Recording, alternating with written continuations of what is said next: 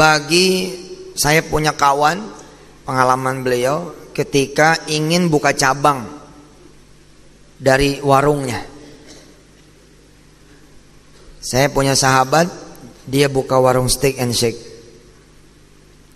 Kalau mencari cabang sebelum dia kenal sama Quran, mereka langsung jalan, lalu menyusuri jalan demi jalan di mana gerangan yang dia bisa buka warung tersebut. Keadaan kemudian berubah setelah mereka berdua, Bu Anik dan Pak Jody, mengenal Quran. Beliau sebelum kenal dengan Al-Quranul Karim, nanti bab hadisnya akan disampaikan oleh Ustadz Syihab. Ya, bab hadisnya akan disampaikan oleh Ustadz Syihab. Semalam kami bicara tentang hal ini.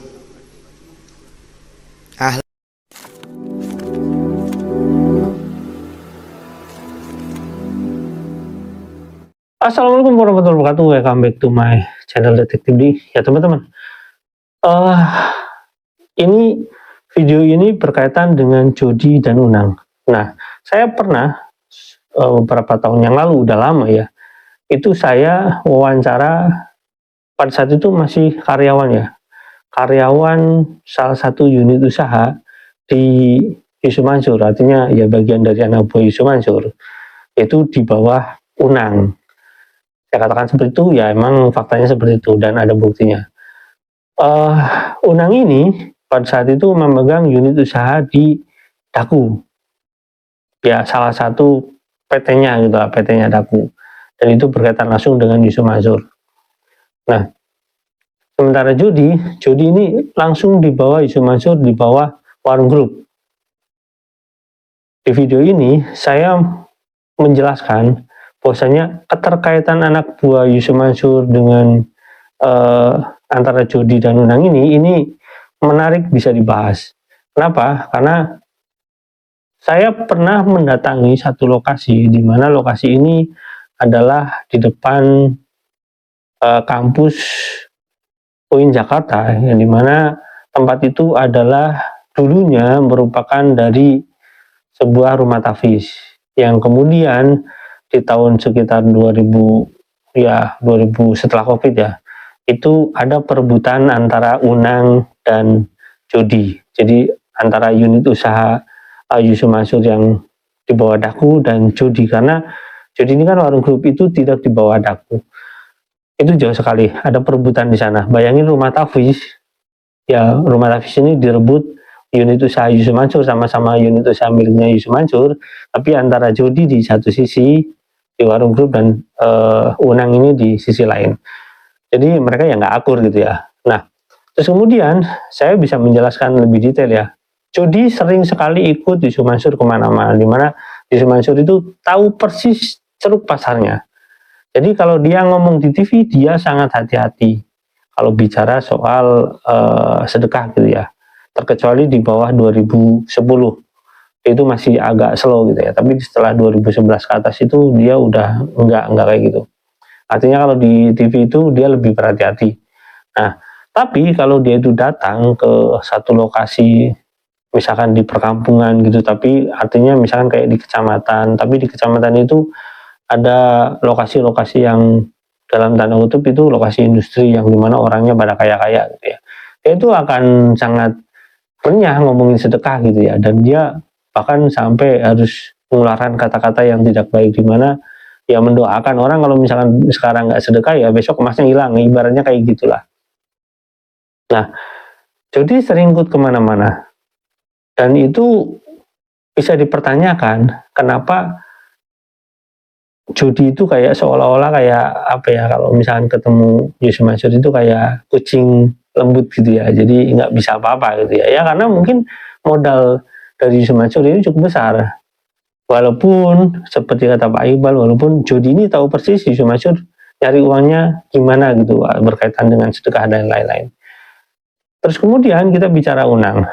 Unang ini seperti yang video yang saya masukkan ini, Unang ini ditebus katanya dari BRI. Ini benar salah saya nggak tahu ya teman-teman. Ini soal untung dan nggak untung. Jadi Unang masuk Yusuf Mansur untung atau enggak gitu ya. Ini seperti itu. Dan yang paling menarik antara Unang dan Jody ini, perebutannya nggak sekali teman-teman.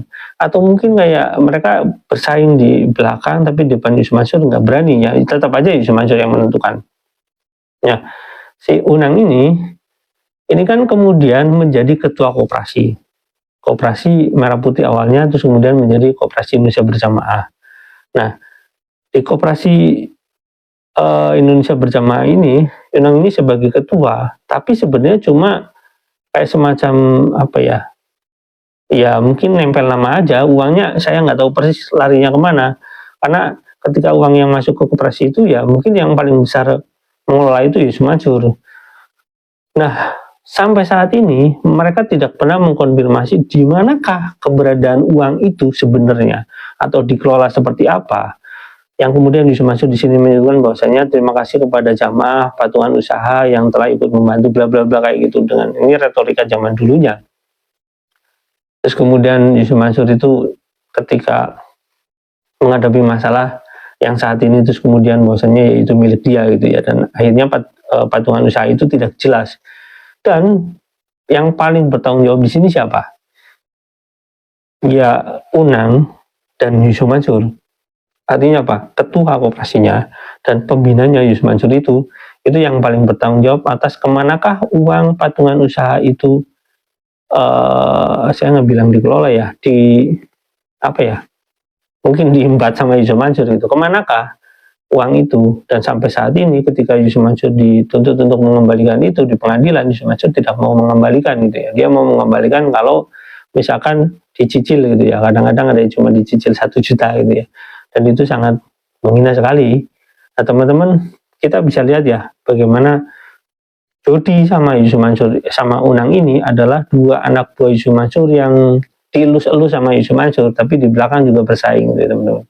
Nah peran mereka masing-masing juga sangat tanda kutip ya, sangat dalam posisi kekuatan juga sangat rentan gitu ya. Kalau misalkan tersentuh masalah, satu sisi juga sangat penting gitu, sangat kuat di posisi Yusuf Mansur dua-duanya. Jadi dua-duanya ini rentang kalau Yusuf Mansur kena masalah bisa keseret, tapi mereka juga kalau ke bawah masalah Yusuf Mansur juga bisa ke bawah masalah. Jadi mereka tidak akan pernah lepas menurut saya daripada Yusuf Mansur, karena dua-duanya ya saling, nantinya Jody dan Unang ini dua-duanya itu saling mempengaruhi Yusuf Mansur, dan tapi Yusuf Mansur juga mempengaruhi kedua ini. Saya bisa katakan kayak gitu, semua berkasnya itu ada yang saya pegang ya, itu yang semua berkasnya itu ada, dan itu sangat berkaitan dengan Yusuf Mansur, sangat erat sekali. Dan video wawancara saya dengan karyawan, dan bukan cuma karyawan yang saya masukkan ke YouTube ya, artinya saat ini mungkin udah mantan karyawan, bukan cuma karyawan yang itu, tapi saya bisa pada saat beberapa waktu lalu itu saya mendapat informasi dari banyak karyawan, karena karyawan Yusuf Mansur itu juga banyak sekali yang resign gitu ya teman-teman. Oke, teman-teman bisa langsung lihat videonya. Jadi dua orang ini sangat dielus-elus sama Yusuf Mansur. Wassalamualaikum warahmatullahi wabarakatuh. Yuk check it out. Sehingga keluarlah statement dari Pak Jody yang menarik sekali. Saya itu ngurusin warung steak, caranya gampang sekarang, ngurusin Quran saja. Nanti Allah kemudian yang ngurusin warung steak. Dan mereka tercatat kemarin sebagai pembayar pajak terbesar di Sleman, puluhan miliar. Bayangin tuh, seorang penggiat Quran, insya Allah pengamal Quran, pengusaha yang setiap hari omsetnya itu miliaran rupiah, mungkin sekitar 1 tahunnya itu hampir nembus 1 triliun. Merasakan nikmatnya berinteraksi dengan Al-Quranul Karim. Allah berikan apa yang tidak Allah berikan kepada orang-orang lain.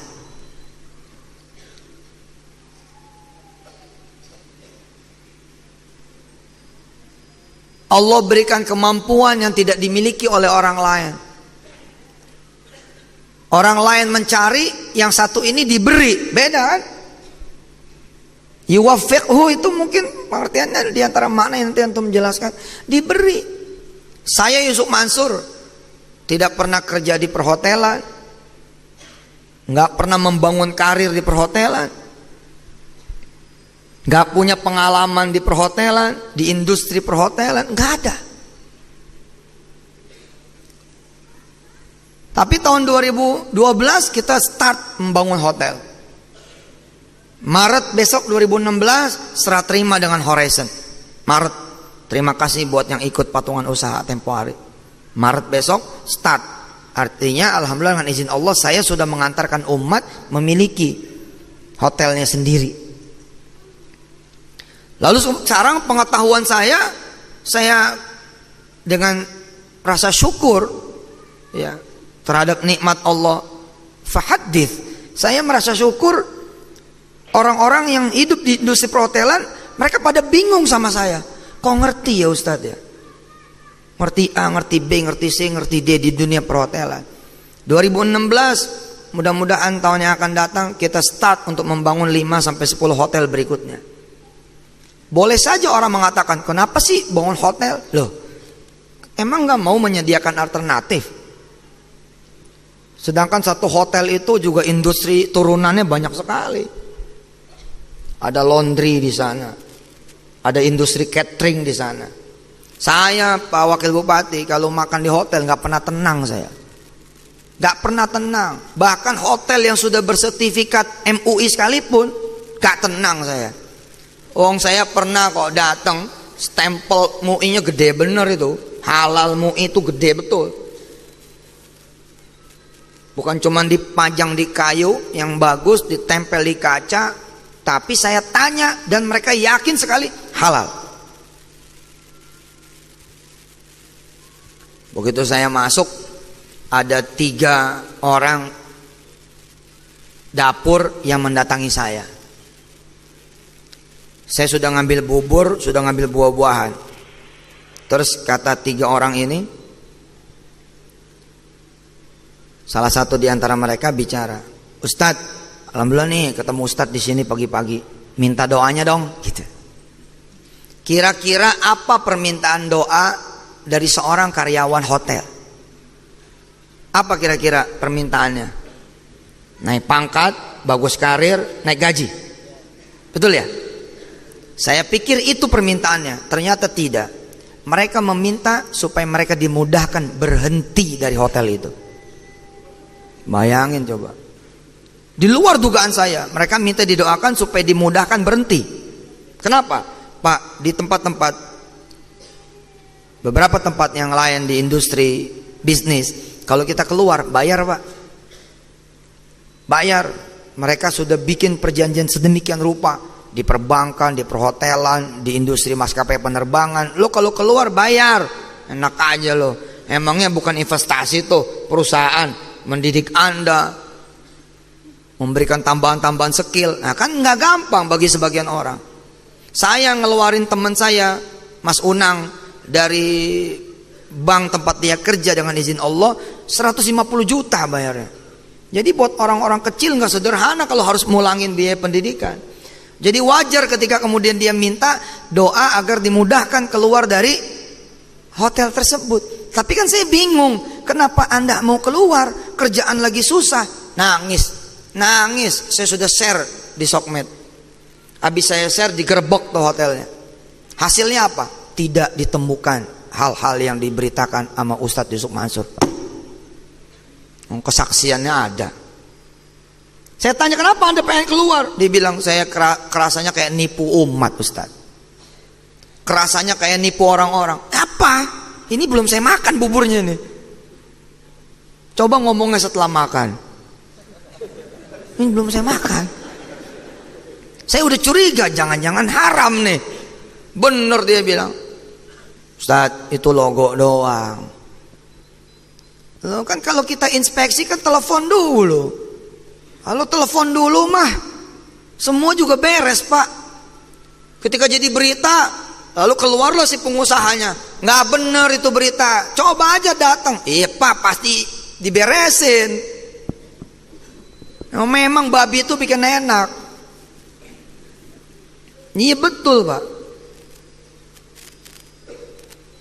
Loh, kita harus masuk industri perhotelan untuk ngejaga yang begitu-gitu. Saya bilang sama mereka, bahkan bubur ini haram. Dia nggak jawab, tapi air matanya sudah menunjukkan itu. Gila gak? Bubur aja pakai penyedap yang dari babi. Itu hotel yang kemudian saya tanya. Waktu pas di depan saya tanya, bos, ada yang haram gak? Wah, ada pak, kita sertifikasi MUI. Oh iya, makasih ya. Habis itu langsung saya berdiri, saya datangin, saya tunjuk. Dia bilang, ngomong yang bener loh. Tadi gua tanya lo katanya halal semua. Sekarang ada yang haram. Enggak pak, enggak gua tempeleng loh. Yang bener lo ngomong. Ayo jawab, ini makanan ada yang halal, tapi ada juga yang haram, atau halal semua, atau haram semua. Peringatan tuh orang, kulitnya beda. Kulitnya beda. Nggak ngomong sara sih, tapi beda kulitnya. Pengen saya tabokin aja tuh. Yang bener lo. Lihat tuh, pada jilbab semua lo, dosa lo, gila lo. Nah sekarang Anda tidak mau masuk industri perhotelan, yo salah. Salah besar. Masuk. Supaya bisa menyajikan yang halal, kamar yang bersih, lagi suci, yang spraynya tidak pernah dipakai berzina, yang kamarnya tidak dipakai untuk nenggak minum, yang tamu-tamu kalau ke situ sholat duha, kalau di tengah malam sholatul lail. Itu lah, pengetahuan membangun hotel nggak punya, sampai kemudian saya berinteraksi dengan Al-Quran. Ketika saya berinteraksi dengan Al-Quran, pengalaman puluhan tahun orang-orang lalu bisa bikin hotel, dipersingkat oleh Allah, saya hanya 2 tahun saja. Sekarang saya bisa ngegambar, bisa memimpin satu pasukan dari mulai 0 sampai eksekusi, dari perizinan sampai kemudian opening. Dari mana pengetahuan itu? Yuwafiqhu. Nanti urusannya Ustaz Syihab. Saya ngerasa nih, sebentar lagi nih insya Allah kita akan masuk industri maskapai penerbangan. Sebentar lagi. Betul Pak. Saya sudah mengawali tahun 2008 toh. Saya beli pesawat tahun 2008. Pesawat pertama saya beli tahun 2008. Helikopter 2 biji. Pak Wakil Bupati nggak punya. Saya punya. Ya, 2008 saya beli pesawat helikopter 2 lengkap dengan remote-nya.